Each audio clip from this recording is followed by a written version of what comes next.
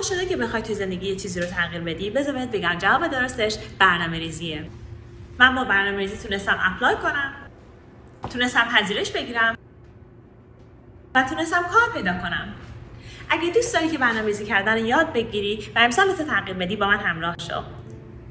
توی این ویدیو میخوام بهت بگم که برنامه‌ریزی چیه، به چه روشی میشه برنامه‌ریزی کرد و چه امکاناتی وجود داره که به کمک اونها بتونی برنامه‌ریزی بکنی.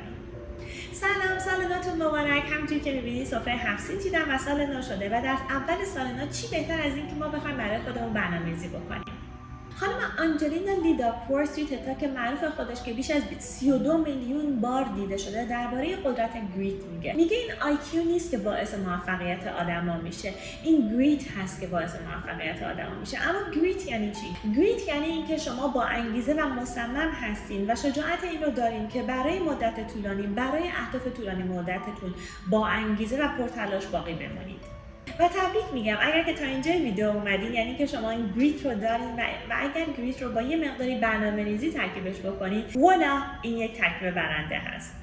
حالا برنامه‌ریزی چیه؟ چرا باید برنامه‌ریزی بکنیم؟ خیلی از آدم‌ها از برنامه‌ریزی فرار میکنن به خاطر اینکه فکر میکنن که برنامه‌ریزی به معنای محدود کردن خودمونه، در صورتی که برنامه‌ریزی یعنی اینکه شما خودتون رو برای زمان آینده که داره به سمت شما میاد از قبل آماده میکنید.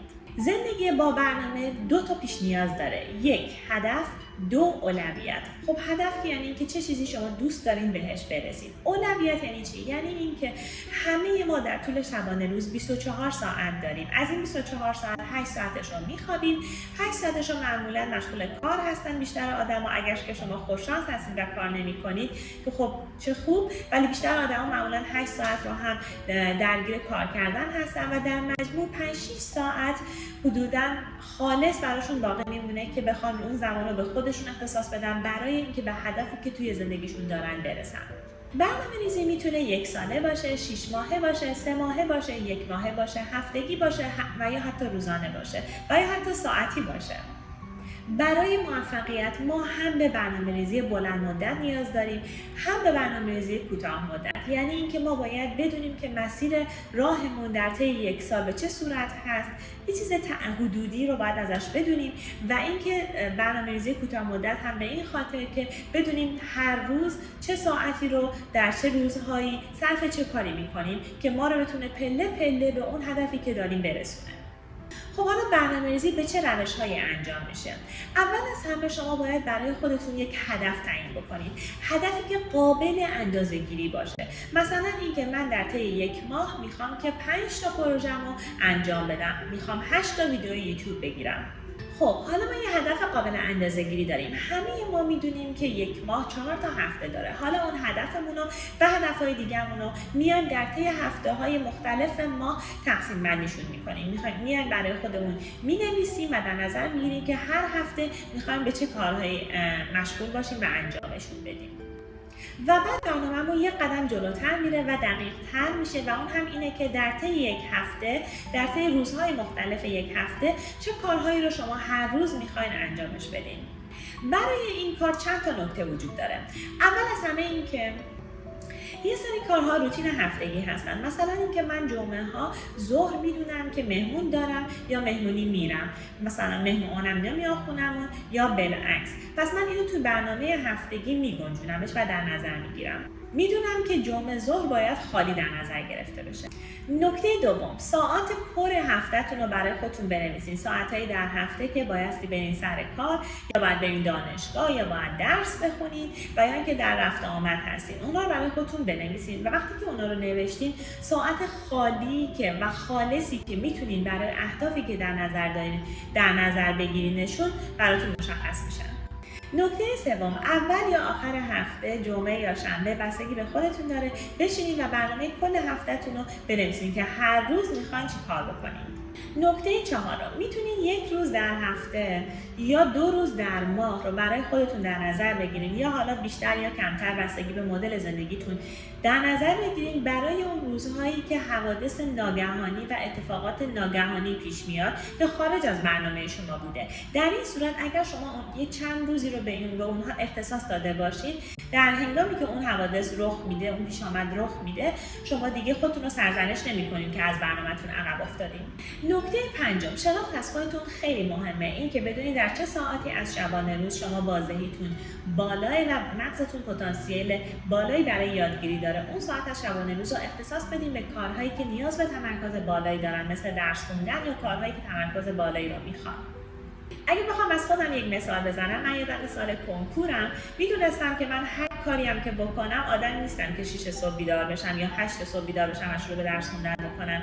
من صبح ساعت 9 یا 10 بیدار میشدم، مشغول به درس خوندن میشدم، ولی از این وقت تا ساعت 2 شب درس میخوندم. هر وقت فکر انجام یک کاری به ذهنتون میاد، از جاتون بلند شین و اون کار رو انجامش بدین. قدر لحظه به لحظه زندگیتون رو بدونین و بدونین که این عمر شماست که داره میگذره و شما میتونین ازش استفاده کنید. چه وسیله و امکاناتی هستن که ازشون میتونین برای برنامه‌نویسی کمک بگیرید؟ 1. این کلندرایی هستن یا تقویمایی هستن که شما میتونین به دیوار اتاقتون نصبشون بکنین و ازشون کمک بگیرید.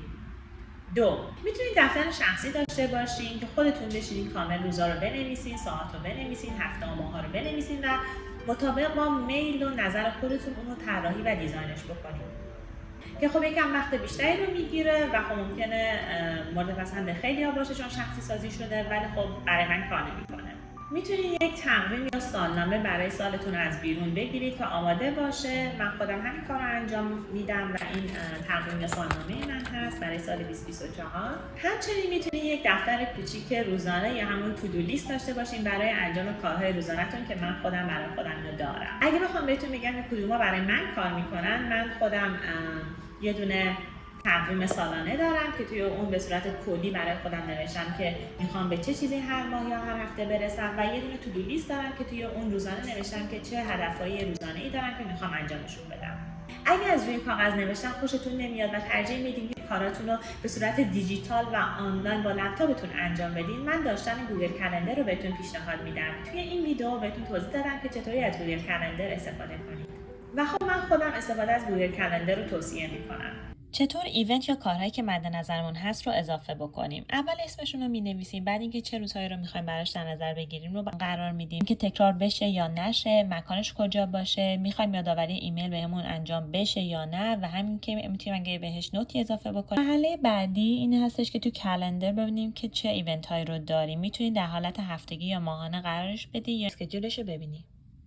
ابزارهایی هم هستن که بهتون توی مدیریت زمان کمک میکنن. مثلا من این ساعت‌های شنی رو دارم که به صورت دقیقه‌ای بهم میگن که هر کدوم برای چند دقیقه کار میکنن و زمان رو به من نشون میدن. این 15 دقیقه هست و این هم هر 3 دقیقه وقت استراحت بینشه. بیشتر از این هم هست، نیم ساعت هم داره، 1 ساعت هم داره. مورد بعدی میتونه ابزارهای دیجیتال باشه که توی این ویدیو توضیحاتش رو میبینید. به کمک این ابزارها میتونید یه زمانی رو برای خودتون ست بکنید یا اینکه کلا زمانتون شمرده بشه.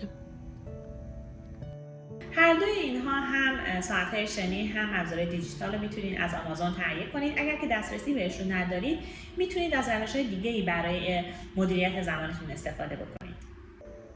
برای کسایی که دسترسی به این امکانات ندارن و با لپتاپ زیاد کار میکنن، من که خودم میکنم اینه که از اپ‌هایی مثل تایم اوت که برای محدود کردن اسکرینم هست استفاده میکنم و اونها تنظیم شده روی هر 20 دقیقه 20 ثانیه استراحت. وقتی که مثلا 3 تا 20 دقیقه میگذره، من متوجه میشم که 1 ساعته که دارم کار مفید میکنم و اینطوری میتونم میزانی ساعتی که اختصاص میدم به هر کاری رو در نظر داشته باشم و بدونم که چقدره. یه کتابی هم هست برای مدیریت زمان که من دارمش به اسم Own Your Time که خیلی پیشنهادش میکنم. خیلی کتاب خوبیه. این کتاب بهتون میگه که برنامه‌ریزی چی هست، چطوری میتونیم از زمانمون استفاده بکنیم و وقتمون چطور تحت اختیار خودمون هستش و اینکه چطوری میتونیم از زمانهای اضافه‌مون یا زمانهایی که داریم کار میکنیم، مشغول درس خوندن هستیم، استفاده درست و بهینه داشته باشیم. اگر کتاب رو دوست دارین، توی یکی دیگه از ویدیوها که در مورد مدیریت زمان هست توضیح بیشتری در موردش دادم که میتونید به اون رجوع کنید. اگر دنبال کانال یوتیوب فارسی برای برنامه‌ریزی هستید، من این کانال رو بهتون پیشنهاد میدم. هیچ اسپانسرشیپی نیست، صرفاً چون کانال رو رفتم دیدم و ویدیوهاشو رو دوست دارم بهتون توصیه میکنم. و در آخر این برنامه بهتون بگم که من با برنامه‌ریزی درست تونستم اپلای کنم، پذیرش بگیرم و کار به دست بیارم و شما هم میتونید. این بود از ویدیوی امروز. ممنون از اینکه ویدیو امروز رو تماشا کردین. حالا شما بهم بگین که چه عاملی باعث میشه که برنامه‌ریزی بکنین و شما برنامه‌ریزیاتون رو به چه صورتی انجام میدین. اگر نظری، سخنی، پیشنهادی دارین توی کامنت ها برام بنویسید. خیلی ممنون میشم که دکمه سابسکرایب رو بزنید و تا ویدیو بعدی خداحافظ.